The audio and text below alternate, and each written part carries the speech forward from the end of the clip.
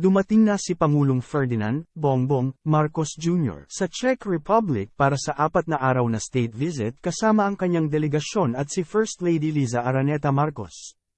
Ayon sa Presidential Communications Office, dumating ang PR-001 na sinakyan ng Pangulo sa Václav Havel International Airport alas 5:30 local time o 12:43 AM Manila time mula sa kayang working visit sa Berlin, Germany. Maraming nakalinyang aktibidad ang presidente sa kanyang working visit kasama na rito ang pagkikita nila ni Czech Republic President Petr Pavel. Bukod sa presidente ng Czech Republic, makikipagulong din ito sa ilan pang matataas na opisyal ng gobyerno kabilang narito sina Prime Minister Petr Fiala, Senate President Miloš Vystrčil at Speaker of the Chamber of Deputies Markéta Negation-Karova Adamova. Nakatakdang lagdaan ni Pangulong Marcos Jr. ang joint communique para sa pagtatatag ng labor consultation mechanisms na layuning may angat ang kooperasyon sa pagitan ng Pilipinas at Czech Republic para sa ligtas at maayos na migration ng mga manggagawa Pinoy. Sabi mo, Pastor, mukhang pinahiya mo si Sir Mike sa TV. Opinion po niya yon. Ako may opinion din ako eh. Totoo. Sinabi niya, na kasi kahapon, iningi na yung aking opinion about the SONA.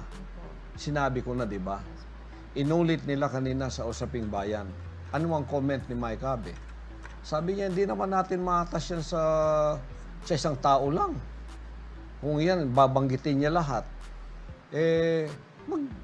Hindi matatapos yan ng 3 oras. Sinong pinatot sa dahan niya doon? Ako yung nag-comment eh. Ako ang una niyang pinahiya sa TV. Ako nakikinig lang. Nakita ba ninyo ako yung nakikialam sa mga programa ng SMNI? Nakikialam ba ako sa Usaping Bayan? Pero pinahiya mo ako sa TV sa aking mga comments na opinion ko, sinalungat mo at isa kang correspondent ng SMNI, talaga sasagutin kita public din. Hindi kita babastusin, sasagutin lang kita. Sinabi mo dito, opinion niya yon. Ako, opinion ko rin yun. Di ba? Programa niya, sabi mo, dapat opinion niya po yun. Programa niya yon. Istasyon ko yan. Amen. Nagpo-programa lang siya sa istasyon ko. Kailangan igalang niya unang-una ako at ang opinion ko. Kung meron ba siyang opinion na sarili niya, huwag niyang salungatin ang chairman niya. Kasi hindi naman pagkakampi-kampi kung kanino itong opinion ko. Hindi naman ako binabayaran sa opinion ko eh. Pag may opinion ako, hindi ako binabayaran sa opinion ko. Ang opinion ko is always for nation building. It is always for the interest of the nation. Opinion niya yun, sabi mo. Ako pala, wala akong opinion. Sabi mo, programa niya yun. Stasyon ko yun. Matagal na po ako nakasubay sa programa ni Sir Mike. Ako rin. Mayroon ba kayong narinig sa akin? Na nakasubaybay din ako? Lalo na ako nakasubaybay.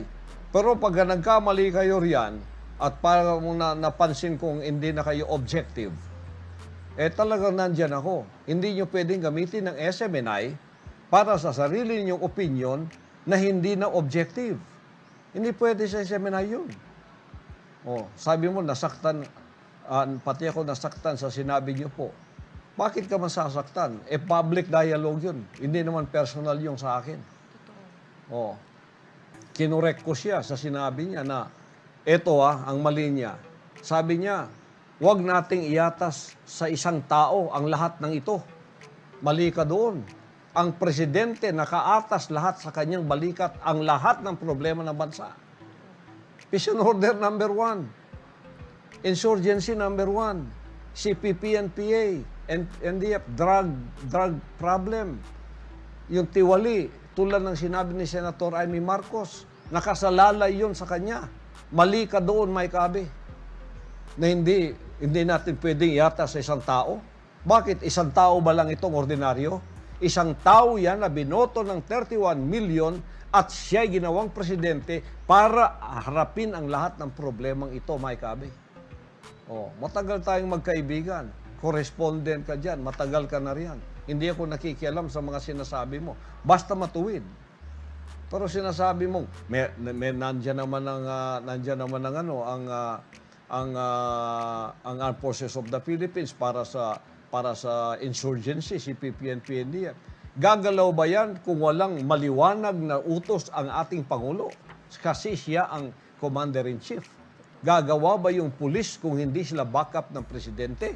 Pati yung PIDEA. Gagawa ba yan kung hindi maliwanag ang mga utos ng ating Pangulo? Ang template natin sa Pangulong Duterte, maliwanag ang kanyang utos sa kanyang mga ahensya. Kaya malakas ang loob nilang sumugpo. Huwag mong sabihin na ihatas na lang natin sa armed forces yan. Inaalis mo ang kapangyarihan ng Pangulo eh. Ginagawa mo siyang ordinaryong tao eh.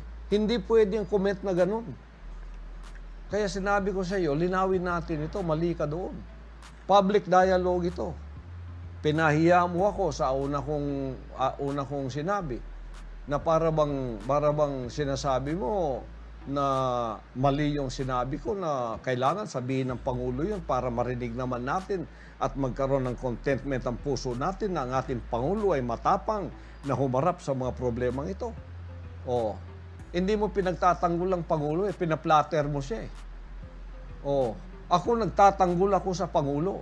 Huwag mong alisin ang kapangyarihan ng Pangulo. Inaalis mo eh. Huwag nating iatas sa balikat ng isang tao lang. Isang tao lang ba yan, ordinaryong katulad mo? Hindi. Inatasan yan, may kapangyarihan yan. Lahat ng kapangyarihan as Commander-in-Chief ng Armed Forces of the Philippines at mga law enforcement agencies, pati na ang local government, nasa kanyang pamamahala at kamay at kapangyarihan. Makapangyarihan ng Pangulo, pag nagsalita yan, talagang yan ay gaganapin. Tulad, example ko sa iyo, yung kapa, namamayagpag ang kapa dito. Walang makasugpo sa kanila dahil para ring droga yun eh. Pero illegal. Binanggit ko sa Pangulo. Ano masasabi mo rito? Pinarade niya. Kinong kapangyarihan ng Pangulo. Huwag ninyong hayaan na ako pang gagawa sa sinabi kong order sa inyo. Kumilos ngayon ng NBI, kumilos ang pulis, kumilos ang DILG. Hinabol yun lahat. Sugpo ang illegal na gawain. Ganyan ka makapangyarihan ng Pangulo.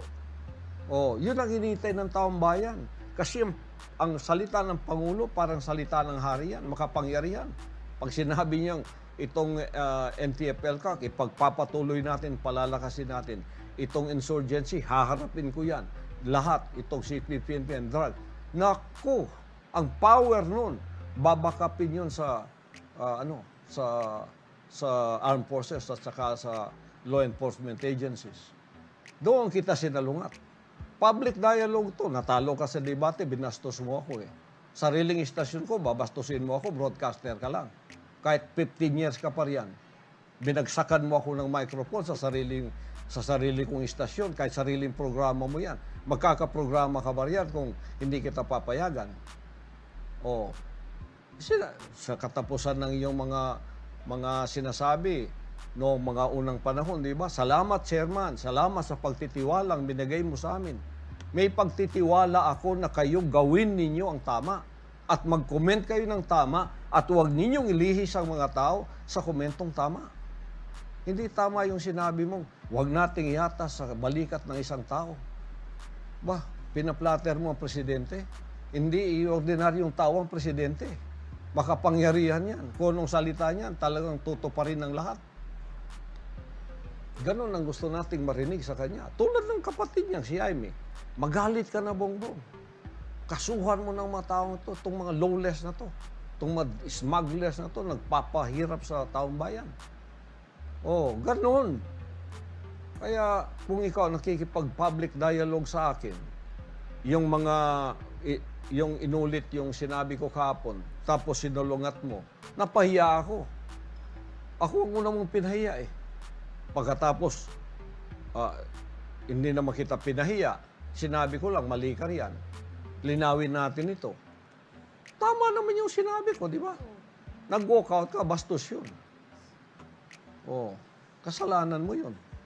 Kung hindi mo kaya yung dialogue na ganun, Alam mo, kung ayaw mo na yung opinion ko, kung ayaw mo nang sumunod sa mga katuwiran natin dito, ganito yung sanang sinabi mo. Tinapos mo yung programang Usaping Bayan at sinabi mo, Chairman, para pong nagkasalungat na yung mga opinion natin, ako po ay magalang na magre-resign na sa SMNI. Ayun, napakaganda. Pero binunot mo yung mic mo, binagsak mo habang nagsasalita ako, tapos nag-walkout ka. Ano ka? May pinaghuhugutan ka, mayroon kang fallback, mayroon kang pinagsasaligan. Hindi maganda yung ginawa mo. Kung dialogue, dialogue tayo. Ang mali, mali. Kung ako, mali ako sa sinabi ko, i-correct mo ako kahit sa harap ng publiko. Sana sinabi mo, mali ka doon sa sinabi mo, Chairman, nakatang lang sa balikat ng isang tao to. Isang tao lang yan. Oh. Correct mo ako kung mali ako sa mga opinion ko. Tatanggapin ko. Saan ako nagkamali sa opinion ko? Nagkamali ba ako sa opinion ko na inahantay ng tao ang sasabihin ng Pangulo sa peace and order? Mali ba yun? Mali ba yung inihintay natin kung anong mangyayari sa TFLCAC? Mali ba yung sinasabi ko na peace and order about illegal drugs na nabanggit man lang o kaya ang CPP and PNDF kung anong gagawin para magkaroon ng lakas ang armed forces na mula talaga sa bibig ng Pangulo? Mali ba yun? Oh, ang mali yung sinabi mo eh. Kaya kinorek kita doon sa sinabi mo. Huwag kayong magsalita ng ganyan sa SMNI. Hindi totoo yung iniatang lang natin sa isang tao, lahat. Presidente yan. Parang hindi ka naman broadcaster na sabi mo, batikan ka ng broadcaster. Batikan ka, pero mali yung sinabi mo. Mali rin yung sinabi mo, pabayaan mo lang ang forces, pabayaan mo lang ang pulis, pabayaan mo lang ang PIDEA. Mali yun. Kung walang order mula sa presidente, hindi gagalaw yun. Matatakot yun. May template tayo Pangulong Duterte. Kaya doon kita kinorek sa public dialogue natin. Dahil hindi tama yung opinion mo sa opinion ko na sinabi ko. Nakasalungat sa opinion ko, sinabi ko. Wala namang mali sa sinabi ko. Kung merong mali, sabihin mo. Ang mali doon, marami kang mali. Yun ang isang mali sa dialogue mo. Ang pangalawang mali, binastos mo ako. Binagsak mo ang microphone at ikaw ay nag-walk out. Mali ka doon.